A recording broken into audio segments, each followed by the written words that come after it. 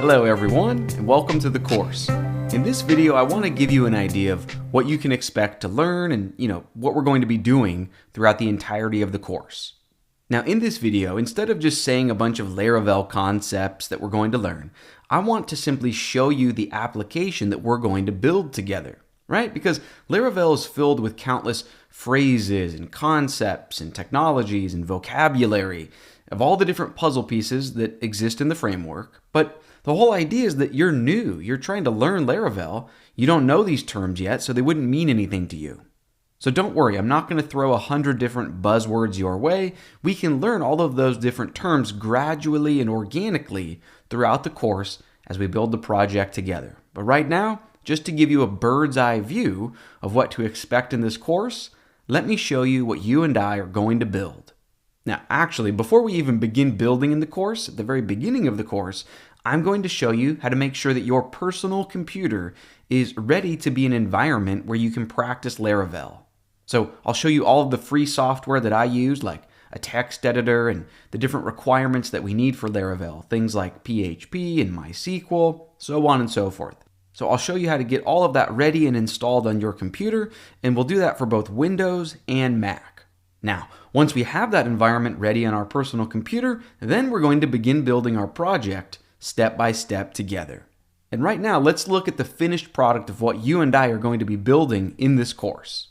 So let me show you the homepage when you're a guest, when you haven't already registered for an account. So you visit the homepage and you can register or sign up for a brand new account. I won't bore you with that right now, but let me go ahead and use this form up here to log into my existing account. Okay, as soon as I log in, we see you have successfully logged in, and the homepage is a feed with posts from the people you follow. Right, so that's similar to almost every social media site. Now, once I'm logged in, I can create a new post of my own. Let me zoom in a little bit here. Like new example post. And for the content lorem ipsum, I can go ahead and create the new post. Cool, new post successfully created. I can edit one of my existing posts, like if I want to add exclamations at the end. I can save those changes. Cool. I can go back to the public URL for the post. I can delete a post if I want to. Cool. From my own profile, if I click this link, I can manage my avatar. I don't want to change my Brad user avatar, but here's a different window where I'm logged in as the Barks-a-Lot account. And imagine if I want to change the user avatar photo for Barks-a-Lot. So I can just click on Manage Avatar. And let me just choose a different file. So maybe I want to use this photo instead. So I can just click, save. Cool, there's my new avatar. Let's look at a user's profile. So from a profile screen, there's 3 different links. This first one shows you all of the different blog posts they've created. And this tab shows, the users that are following this user. This tab shows you who they are following. Okay, and then if we go back to the homepage, obviously that's just a feed of the latest posts from all of the users that you follow. In addition to that, we're also going to create a live search overlay. So if I click this search icon, and maybe if I search for the word Brad, I'm only going to get relevant posts. If I search for the word dog, cool. And you can click one of those links, beautiful. We're also going to create a live chat room feature. So for example, if I open up the chat in this window where I'm Barks-a-Lot, and in this window where I'm Brad, I can open up the chat and I can say, hey, and we jump back to the Barks-a-Lot screen. There you see the message, from Brad. This message can be like, hi, I am a dog. And if we jump back to the Brad screen, perfect. Let me go ahead and close the chat. We'll also learn how to create API endpoints. So the entire application exists within the context of a web browser. However, what if you want native iOS apps or native Android apps to be able to interact with your app, your data? Well, check this out.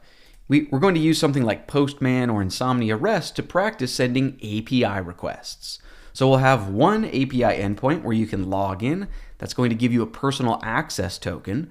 And so that's going to work even in an environment that doesn't have cookies, right? So now you can use that token. For example, if I want to programmatically create a new blog post, I can use that token that proves I'm the Brad user. And, maybe I'll give it a title of a new post from the API, exclamation, 3 exclamations, and then 1, 2, 3, 4, 5.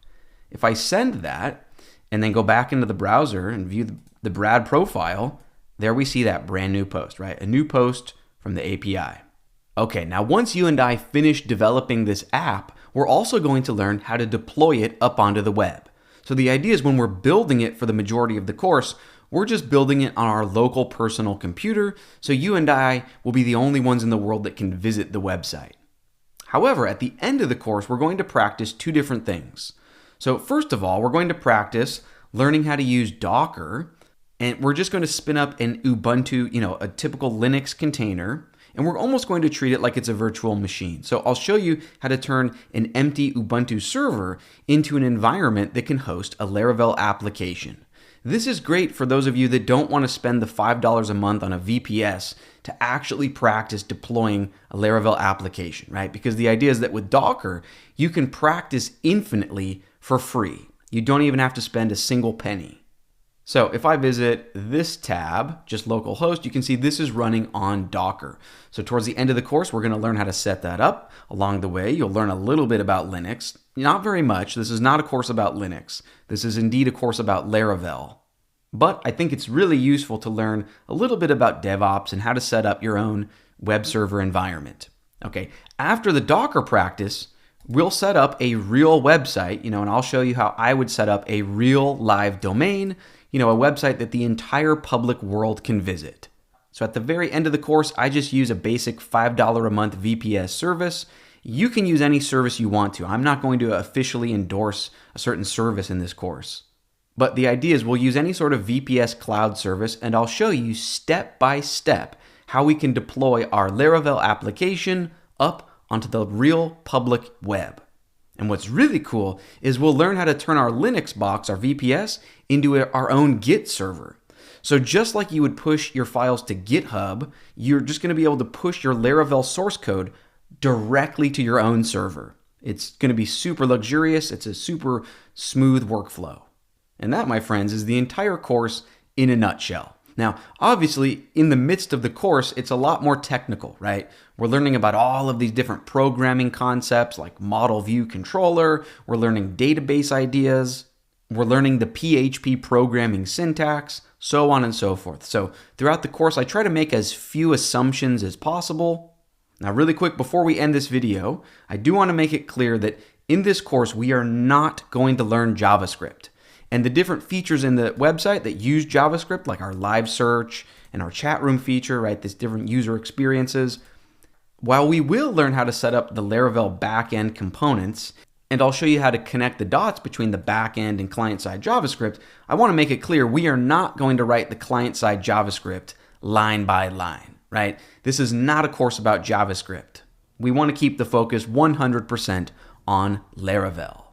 Anyways, to bring this video to a close, I just want to make it clear that my emphasis while designing the entirety of this course was to make it as accessible and digestible as possible.